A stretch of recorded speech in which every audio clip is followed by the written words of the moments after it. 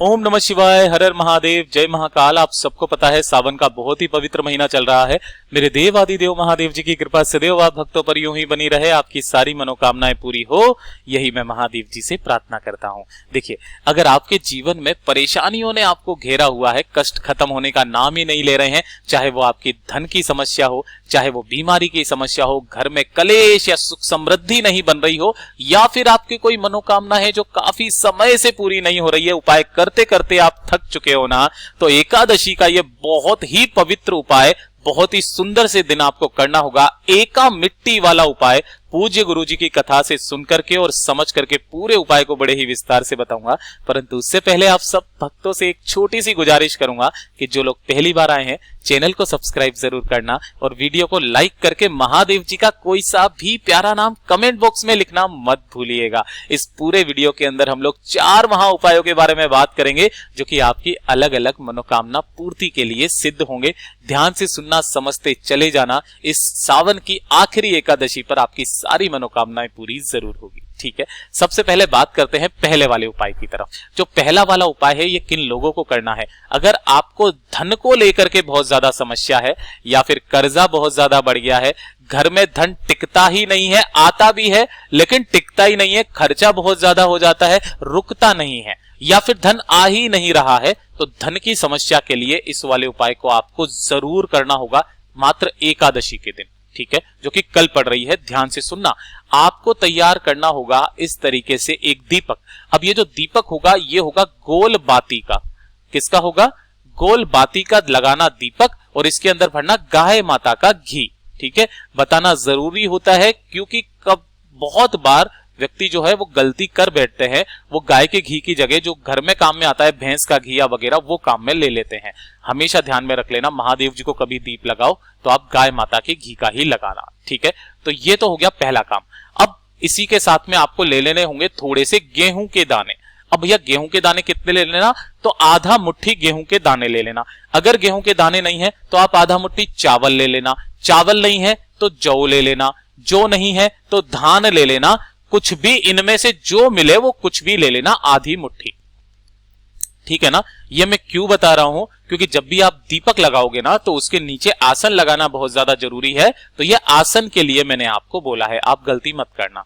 ठीक है, अब उसके बाद में इन दोनों को लेकर के प्रदोष काल में आपको पहुंचना होगा। कहां पर? बेल पत्र के पेड़ के पास। मैं यहां लिख भी देता हूं, गलती मत करना कोई भी, क्योंकि आखिरी एकादशी है, ध्यान से करना। ठीक है, प्रदोष काल में आपको जाना है एकादशी के दिन। ठीक है, एकादशी के दिन यहां पर जैसे ही आप पहुंचोगे, ओम नमः शिवाय, श्री शिवाय नमस्तुभ्यम का स्मरण करते हुए आपको पहले तो आसन लगा देना है, जो भी आप गेहूं, धान, चावल या जो लेकर के आए हो उसका, और उसी के ऊपर आपको उस दीपक को लगा देना है, प्रज्वलित कर देना है, ओम नमः शिवाय, श्री शिवाय नमस्तुभ्यम का स्मरण करते हुए। ठीक है, 2 मिनट आपको यहां पर बैठना है। बैठने के बाद अपना नाम और गोत्र बोलना है, और नाम और गोत्र बोल करके महादेव जी से कामना करनी है कि हमारे घर में धन की बहुत ज्यादा कमी है, माता लक्ष्मी जी का वास नहीं है, पैसा टिकता नहीं है, कर्जा बहुत ज्यादा बढ़ रहा है, किराया तक देने के लिए पैसा नहीं है, धन की बहुत ज्यादा समस्या है। ऐसी कामना करना, और कामना करने के पश्चात जब आप वहां से उठोगे, उठते समय उस पेड़ के नीचे जो भी मिट्टी है, उस मिट्टी को आपको थोड़ी सी उठा लेना है। देखिए, गुरुदेव ने ये बात कही थी एक दिन अपनी कथा में, मैं सुन रहा था कि शाम के समय प्रदोष काल में बेलपत्र के पेड़ के नीचे माता लक्ष्मी जी का वास होता है। ठीक है, और जो भी व्यक्ति एक घी का दीपक वहां पर लगा देता है और इस उपाय को कर देता है ना, माता लक्ष्मी जी उसके पीछे पीछे उसके घर में जाकर के विराजमान हो जाती हैं। ठीक है, तो जब आप इस मिट्टी को उठाएंगे, माता लक्ष्मी जी का ध्यान करेंगे और इसे लेकर के आपको अपने घर पर आ जाना है। और घर पर आने के बाद इस मिट्टी को आपको कोने कोने में छिड़क देना है ना? लेकिन ये चीज ध्यान रखना, मंदिर के आसपास एक तो नहीं छिड़कना है, दूसरा काम क्या करना है, जो बाथरूम और शौचालय है उधर नहीं छिड़कना है। और इस मिट्टी को कहां से छिड़कते हुए आना है? यहां पर, जैसे कि ये तो हो गया आपके घर का दरवाजा। ठीक है, और इसके बाहर भी यहां पर एक मेन गेट होता है ना आपका, उस मेन गेट से छिड़कते हुए आपको घर के अंदर प्रवेश करना है। और जिस तरह से आप प्रवेश करेंगे, उसी तरीके से माता लक्ष्मी जी भी आपके घर में प्रवेश करेंगी, वो विराजमान हो जाएंगी। आपके घर में कभी भी धन संपदा की कमी नहीं रहेगी, व्यापार आपका उन्नति की ओर बढ़ता चला जाएगा। किसी व्यक्ति की परिवार में नौकरी नहीं लग रही है, नौकरी लगेगी। कहने का मतलब यह है पूरे परिवार की उन्नति संभव है, जो व्यक्ति हर एकादशी के दिन इस उपाय को कर लेता है। यह हो गया पहला उपाय। अब बात करते हैं दूसरे वाले उपाय की तरफ। ठीक है, दूसरा वाला उपाय किन लोगों को करना है, ध्यान से सुनना।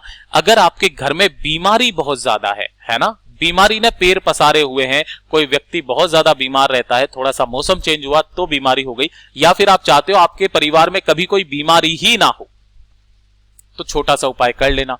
अगर किसी को अपनी बीमारी के लिए ये उपाय करना है तो उस बीमार व्यक्ति को ये उपाय करना होगा, और उसके परिवार का व्यक्ति भी इस उपाय को उसका नाम और गोत्र बोल करके कर सकता है। और अगर आपके परिवार में आप चाहते हो कभी कोई बड़ी बीमारी प्रवेश ना करे, तो घर का कोई भी सदस्य, माता, बहन, सौभाग्यवती स्त्री अपने परिवार के लिए इस उपाय को कर सकती है। करना क्या है, ध्यान से सुनिए। आपको लेने होंगे इस तरीके से छोटा सा दोना आता है ना, सब्जी वाला दोना, उसके अंदर आपको लेने होंगे थोड़े से हरे मूंग। अब ध्यान रखना, इन हरे मूंग को आपको एक काम करना है, रात भर पानी में गला देना है, या फिर 2 से 4 घंटे इसको गला देना। ठीक है, 2 से 4 घंटे गला देने के बाद ये फूल जाएगी, तो आपको फूली हुई हरे मूंग लेने हैं। ठीक है, इसी के साथ लेने होंगे गुड़ का टुकड़ा, 1 या 2 गुड़ के टुकड़े ले लेना थोड़ा सा उपाय के लिए। ठीक है, अब ध्यान से सुनना, 1 लोटा शुद्ध जल लेना। अब उसके बाद आपने जो एक उसके अंदर गलाए हैं ना ये हरे मूंग के दाने, उन्हीं हरे मूंग के दानों के ऊपर ही आपको उस एक गुड़ के टुकड़े को रख देना है, और 1 लोटा शुद्ध जल लेना है अपने घर का, और इसे लेकर के पहुंच जाना मेरे देवादिदेव महादेव जी के मंदिर शिवलिंग के पास। एकादशी के दिन सुबह जाना चाहो सुबह चले जाओ, शाम को जाना चाहो शाम को चले जाओ, कोई दिक्कत नहीं है। यहां पर जाने के बाद में आपको जो भी पूजा अर्चना करनी है वो मेरे देवादिदेव महादेव जी की कर लीजिए, और उसके बाद आपके परिवार का जो भी व्यक्ति बीमार है उसका नाम और गोत्र बोल करके उस गुड़ और हरे मूंग को आपको यहां पर समर्पित करना है। इससे शिवलिंग से टच करवा करके यहीं बगल में ही यहां पर रख देना है। ठीक है ना, चढ़ाना नहीं है, बगल में रख देना है। और उसके बाद 1 लोटा शुद्ध जल मेरे देवादिदेव महादेव जी के ऊपर ओम नमः शिवाय श्री शिवाय नमस्तुभ्यम का स्मरण करते हुए कुंदकेश्वर महादेव जी के नाम से समर्पित करना है। ये काम कर दोगे। अब ध्यान से सुनना, अगर आपका कोई व्यक्ति बीमार वगैरह नहीं है, आप चाहते हो कि आपके परिवार में बीमारी ना हो, तो ऐसी कामना करके आपको यहां पर इस चीज को रखना है। ठीक है, उसके बाद जब आप पूजा अर्चना करके सारे काम से फ्री हो जाएंगे, पूजा अर्चना वगैरह सब कुछ हो जाएगा, उसके बाद आपको ये जो गुड़ और हरा मूंग है इसे उठाना, और उठा देने के बाद में आपके आसपास जो भी नंदी बाबा इस तरीके से मिले, नंदी या बेल, ध्यान रखना जिनके नाक में से रस्सी नहीं गई हुई हो, ऐसा बेल या गाय आप देखना और उन्हें खिला देना। अगर आपके घर में पर किसी भी व्यक्ति के अंदर शरीर में शारीरिक ताकत नहीं है या वो नहीं है, तो उसके लिए भी ये वाला उपाय बहुत ही ज्यादा असरदार और अचूक है। नंदी बाबा जैसी ताकत उनके अंदर आने वाली है। पूज्य गुरु जी का ये वाला भी उपाय बहुत ही ज्यादा खास और अचूक है, जरूर कीजिएगा। अब बात कर लेते हैं तीसरे वाले उपाय की तरफ। अगर आपके जीवन में कष्ट बहुत ज्यादा है ना, घर में कलेश बहुत ज्यादा होता है, सुख शांति है ही नहीं, है ना, सुख शांति समृद्धि कहीं से भी नहीं है आपके घर में, तो ये छोटा सा उपाय करना सबसे सुंदर उपाय है। जीवन की सारी परेशानियां खत्म हो जाएंगी। आपको लेनी होंगी इस तरीके से 7 सुंदर सुंदर बेलपत्र, जो कहीं से भी खंडित ना हो। ना मिले तो आप शिवलिंग से उठा लेना, उन्हें भी आप काम में ले सकते हो। ठीक है, लेकिन खंडित मत लेना। इसी के साथ आपको लेना होगा 1 लोटा शुद्ध जल अपने घर का। ठीक है, और इन 7 बेलपत्रियों को आपको इसी वाले लोटे के अंदर डाल लेना होगा। 7 बेलपत्री इसी लोटे के अंदर डाल लेना। इसे लेकर के पहुंचना मेरे बाबा भोलेनाथ जी के मंदिर शिवलिंग के पास में। परंतु जैसे ही आप जाओगे सबसे पहले दर्शन होंगे नंदी बाबा के। आपको दोनों हाथों से उस 1 लोटा जल जिसके अंदर आपने 7 बेलपत्र डाले हुए हैं, उन्हें नंदी बाबा के उठे वाले पैर पर समर्पित करना होगा। इतना धीरे समर्पित करना कि बेलपत्र उसमें से गिर के यहां पर चढ़े ना। बेलपत्र अंदर ही रहने चाहिए, केवल आपको यहां पर जल चढ़ाना है। ठीक है, उसके बाद जब आप जल चढ़ा देंगे, 7 बेलपत्रियों को निकाल करके एक एक करके मेरे बाबा भोलेनाथ जी की शिवलिंग पर आपको समर्पित करना होगा। एक क्रम के अनुसार की डंडी रहेगी जलाधारी की तरफ, और बीच वाली पत्ती का मुख रहेगा आपकी तरफ, जो चिकना वाला हिस्सा है वो रहेगा नीचे की तरफ। पूज्य गुरुजी ने बताया कि जो भी व्यक्ति एकादशी के दिन इस उपाय को कर लेता है ना, यकीन मानिए उसके जीवन की सारी समस्याएं, कष्ट, तकलीफें दूर होती है, परिवार में कलेश खत्म होता है, सुख शांति समृद्धि बनी हुई रहती है।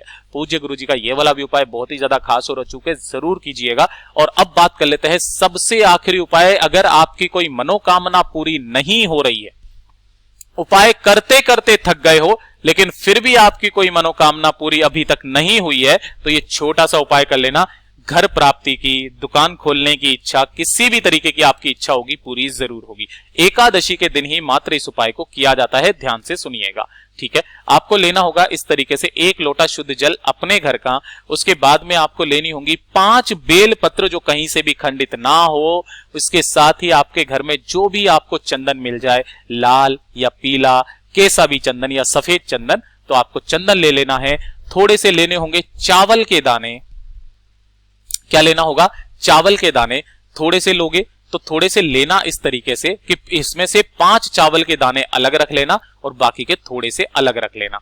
ठीक है ना। और इसी के साथ में आप एक तैयार करना दीपक, है ना। किसका दीपक? गाय माता के घी का गोल बत्ती का दीपक। और इन्हीं सभी को लेकर के पहुंचना मेरे बाबा भोलेनाथ जी के मंदिर शिवलिंग के पास में। ठीक है, जैसे ही आप यहां जाएंगे बाबा भोलेनाथ जी की चौखट पर आपको सबसे पहले जो एक दीपक है उसे आपको प्रज्वलित कर देना है और उसी के नीचे आपको आसन लगा देना है उन्हीं चावल के दानों का, लेकिन उनमें से 5 चावल के दाने अलग से रखना।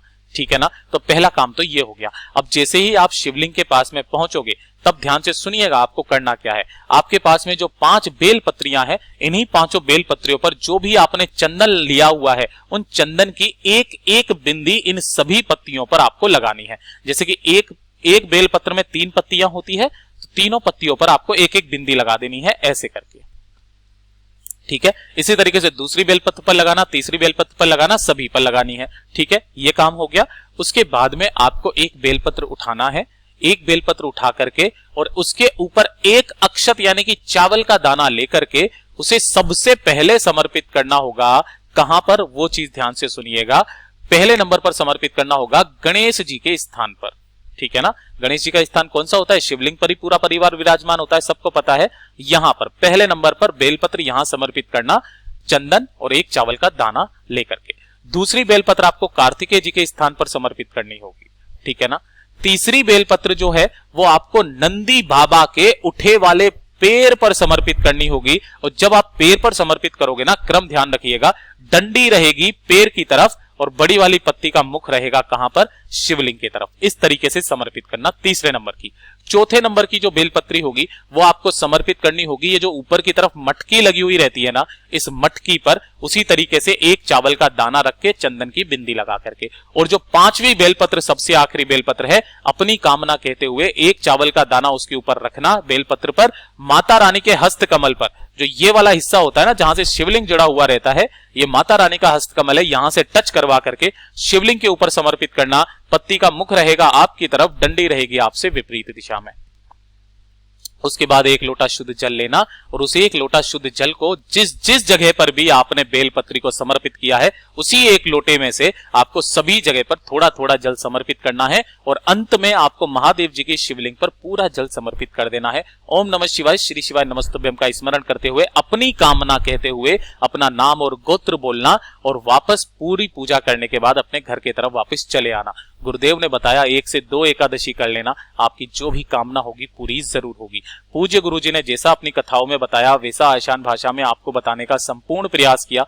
वीडियो अगर पसंद आया हो तो लाइक जरूर करना, साथ ही साथ चैनल को सब्सक्राइब जरूर कीजिएगा।